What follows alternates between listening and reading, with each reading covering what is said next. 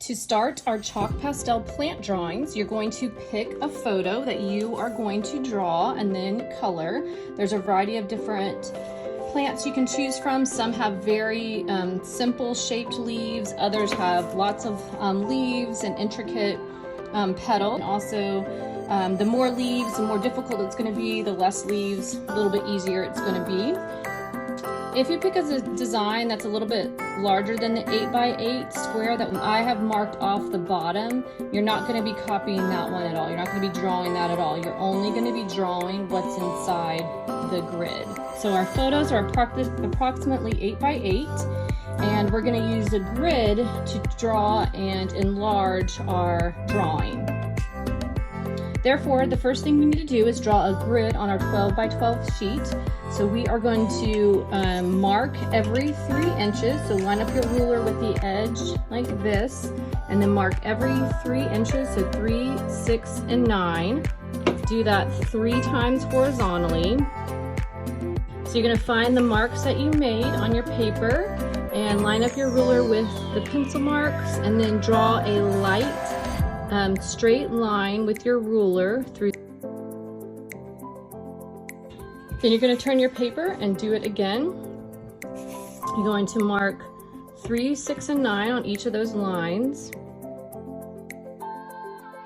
And draw a straight line again. Now we have the grid. You can see we have 3x3 squares. So over here, the square is 2x2, and we want to enlarge each square 3x3. So you'll notice that your grid is numbered, and this is for a quick reference. So if you wanted to start up here, you know you're going to be starting at 1, 1. If you wanted to start over here, you're going to be starting at 3 down and then 3 across, so it would be right here. I recommend kind of starting in the middle. The middle is going to be the most difficult, but that way you can get that correct, and then everything can gauge off of there. So on my black grid, that would be right here.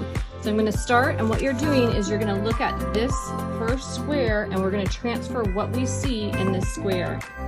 For reference, I have outlined all of the major lines here. Our grid is there as a reference point. So you see that line kind of starts up here, a third of the way through this line right here, and then goes down about a third of the way.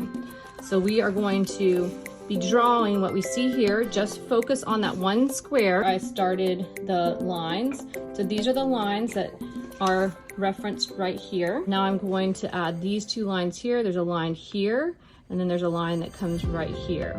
So I'm gonna continue down to the side and draw this leaf right here. So this leaf comes down, and then it kind of hits almost to the bottom of this line right here. And then it goes up and around and ends right about here in the square. Then I'm gonna come back over here, pick up this line right here, and then you can see it crosses that line right here, and then the line goes from this line over to that line. So it's just kind of a very slight curve over to this line, and then matching back down to this point. So this is an easy way to draw. So now I'm going to come up here and take this line out.